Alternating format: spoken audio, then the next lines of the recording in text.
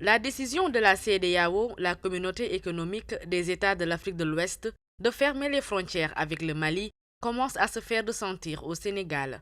Au marché malien, situé au cœur de la capitale sénégalaise, le débat est sur toutes les lèvres. Ici, beaucoup de commerçants se plaignent à cause de leurs marchandises bloquées au niveau des frontières, une situation qui risque de plomber leurs activités dans les jours à venir.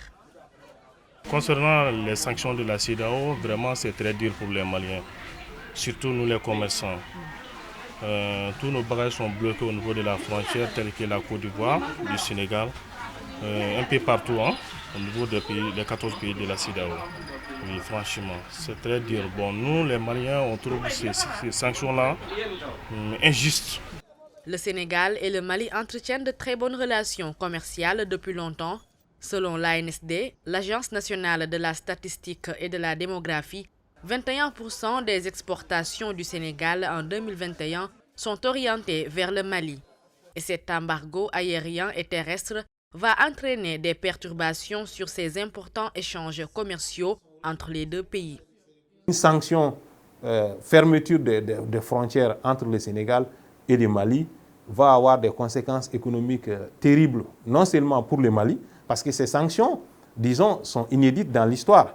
L'État malien a ses comptes qui sont saisis, ce qui veut dire que l'État malien ne peut plus honorer ses engagements sur le marché national et international. L'État malien n'a plus de comptes pour pouvoir payer ses factures, pour pouvoir payer les prêts que l'État malien emprunte sur le marché de l'Union et pour pouvoir honorer tout simplement ses engagements. Les entreprises publiques aussi ont eu leurs comptes qui ont été saisis, ce qui veut dire que ces entreprises ne pourront pas payer les factures, ne pourront pas honorer leurs engagements. Donc le Mali se trouve dans une situation extrêmement difficile, extrêmement intenable, mais les autres pays, comme je le rappelais tout à l'heure, seront impactés. Principalement les premiers clients, le premier fournisseur du Mali, qui est le Sénégal, qui, quand même, rappelons, a exporté pour 470 milliards de CFA en 2020 et plus de 500 milliards en 2019.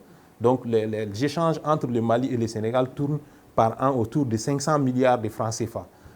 Ces commerçants maliens appellent les autorités de la transition et les chefs d'État et gouvernement de la CEDEAO à un dialogue pour mettre fin à cet embargo le plus rapidement possible. Comme nous sommes des pays démocratiques, donc ils n'ont qu'à vérifier les choses, revoir les choses pour pouvoir s'asseoir sur une table pour arranger les choses si rapidement, plus vite. Voilà, à l'exception de la Guinée, tous les autres pays de la CEDEAO ont fermé leurs frontières avec le Mali, où les militaires au pouvoir ont réagi avec les mêmes mesures par principe de réciprocité.